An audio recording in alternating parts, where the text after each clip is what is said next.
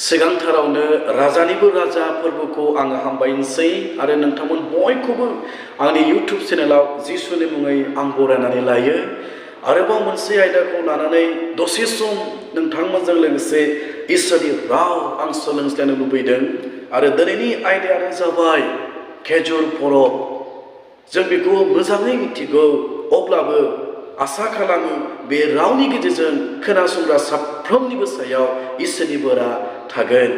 आङो फरायनि लुकासनि बिलाइ 9:40 जिसुनि मुङै। जिसुआ होनबाय, बिसोरो सिरि थाब्ला अन्थाइफ्रानो गाबज्रिगोन। बे राव फरायनाय खोनासंनाय जों बयखौबो बोर होथों।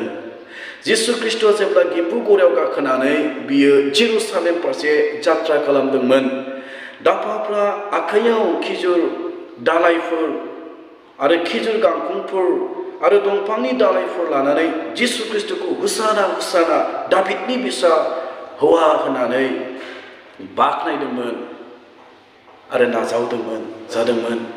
आरो बे गासैखौ नुनानै धोरोमगुरुफ्रा जिसु ख्रिस्ट'खौ बुंदोंमोन, अ गुरु, बे दाफाफोरखौ सिरि थानो थाखाय थोनदो। बे आयदायाव जिसु ख्रिस्ट'आ फिननाय होदोंमोन, आङो नोंसोरखौ होनो, बे दाफाफ्रा स्रि थायोब्लाबो अन्थाइफ्रानो हज्रिगोन। बे जिसु ख्रिस्ट'नि बुंनायमोन। आरो जिसु ख्रिस्ट'नि देरहानो थाखाय थांनाय बे जय जात्रानि दिनाव गथै सृष्टियानो रंजागोन। बे जिसु ख्रिस्ट'नि बुंनायमोन। बे आयदाखौ लानानै गित मालायाव डेभिडना मा बुंदोंमोन, फै जों फरायनानै खोनासंनि। गितफोरनि 65:13 बुहुमा रंजानायजों मेथाइ खनज्लायो, बे डेभिडनि बुंनायमोन। डेभिडना मिथिहोदोंमोन, बुहुमा रंजानायजों मेथाइ खनो, मेथाइ रोजाबो। माब्ला बुंदोंमोन? जिसु ख्रिस्ट'नि जय जात्रानि दिनाव देरहानो थानाय दिननि बिसय डेभिडना मिथिहोदोंमोन। आरो डेभिडना बुंबावदोंमोन दि गितफोरनि बिलाइ 69:34 डेभिडना मिथिहोदोंमोन, सोरगो पृथिबिनि सागोरफोर आरो बेयाव थानाय जुनारफोर गासैबो बिखौ बाख्नाय। डेभिडनि गेजेरजों फोरबो आह्वान खालामदोंमोन, सागोर पृथिबिनि गासैबो थानाय मानि जुनारफोर बिखौ बाख्नायनो नांगौ। बे देरहानो थांनाय जय जात्रानि दिनाव गोथै पृथिबिखौ आह्वान खालामदोंमोनब्ला दिनैबो नों आरो आं, जों बेसेबांसिम इसोरखौ बाख्नायनो आरो बरायनो नांगौ। राजानिबो राजा, फोरबोनिबो फोरबो होननानै जों बेखौ बाख्नायनो आरो मान होनो नांगौ। बे आयदायाव आरोबाव डेभिडना बुंबावदोंमोन, गितफोरनि बिलाइ 148:3 बुंदों, ओ सान अखाफोर बिखौ बाख्नायदो आरो गासै स्रां होग्रा हाथरखिफोर बिखौ बाख्नायदो। गथै सृष्टिखौ लानानै इसोरखौ बाख्नायनो नांगौ आरो गथै सृष्टियानो इसोरखौ बाख्नायदोंमोन। इसोरनि गोथां रावा जोंनो मिथिहोदों। बेनिखायसो जिसु ख्रिस्ट'आ बुंदोंमोन, बे दाफाफ्रा स्रि थायोब्लाबो अन्थाइयानो हज्रिगोन। बे जिसु ख्रिस्ट'नि बुंनायमोन। नोङो फोथायदोंना? नोङो दिनै मिथिदोंमोन ना? बे जिसु ख्रिस्ट'नि जय जात्रानि दिनाव बे दाफाफोरल' नङा, गथै सृष्टियानो, गथै मिथिंगायानो जिसु ख्रिस्ट'खौ राजानिबो राजा, फोरबोनिबो फोरबो होननानै नाजावदोंमोन आरो बेखौ मान होदोंमोन, बाख्नायदोंमोन। जोंबो जिउजों आत्माजों बाख्नायनो नांगौ।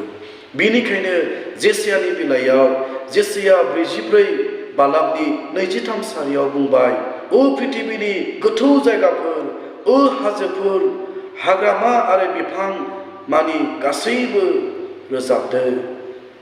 दिनै आरोबाव जेसायानि गेजेरजों जों मिथिबाय, गथै पृथिबियाव थानाय गोथौ जायगाफोर, हाजोफोर, हाग्रानि बिफांफोर गासैबो फोरबोखौ बाख्नायदो। मिथिंगाया फोरबोखौ बाख्नायनो रोंगौब्ला आरो मिथिंगाया फोरबोखौ बाख्नायदोंमोनब्ला जों दिनै मानो उन जाबावगोन? जों गासैखौबो दोनथ'नानै फै, जोंबो जिउजों आत्माजों राजानिबो राजा फोरबोखौ जोङो मान होनि आरो जोङो बाख्नायनि। आरोबाव दिनै जेसाया बिलाइयाव बुंबाय, जेसायानि बिलाइ बाजिबा बालाबनि 12 सारियाव बुंदों हाजोफोर आरो थिलाफोर फोथारनि गासै बिफांफ्रा लोगोसे आखाइ खबगोन। औ जों दिनै मिथिबाय बे जिसु ख्रिस्टनि जय जात्रानि दिनाव हाजोफोर थिलाफोर फोथाराव थानाय बिफांफ्रा आखाइ खबनानै इसोरखौ बाख्नायदोंमोन आरो मान होदोंमोन। बे इसोरनि गोथां राव। नोङो बे खिजुर परबनि दिनाव माब्लाबा बे गासैफोरखौ मिथिबाय आरो नों माब्लाबा बेखौ अध्ययन खालामदोंमोन ने? औ जों दिनै बेखौ मिथिनाया मोजां। जोबनायाव आं फरायबावनो लुबैदों जेसायानि 49 बालाबनि 13 सारि ओ बुहुम रंजादो मानोना फोरबोआ गावनि दुखुथियाखौ अनखांगोन। दिनै जेसायानि गेजेरजों जों मिथिबाय बुहुमा रंजानो नांगौ आरो बुहुमाव थानाय सुबुंफ्रा रंजानो नांगौ मानोना बियो अनखांनो थाखाय बे बुहुमाव फैदोंमोन। आरो बे दिनै नोंनि थासारिखौ नुनानै नोंनि जिबनखौ नुनानै बियो अनखाङालासे थानाय नङा। नोंखौ अनखांनो आरो नोंनि थाखाय थैनायखौ फेजेननानै देरहानो थाखाय बियो फैदोंमोन। बेनिखायनो फै जों बे खेजुर परबनि दिनाव पाम सानदेनि दिनाव जों राजानिबो राजा फोरबोखौ जिउजों आत्माजों हानायमानिजों जोङो बाख्नायनि। मानोना बेबायदि जिउजों आत्माजों बाख्नायनाय खुलुमनायखौनो इसोरा हास्थायो आरो लुबैयो। जिसुनि मुङै आमेन।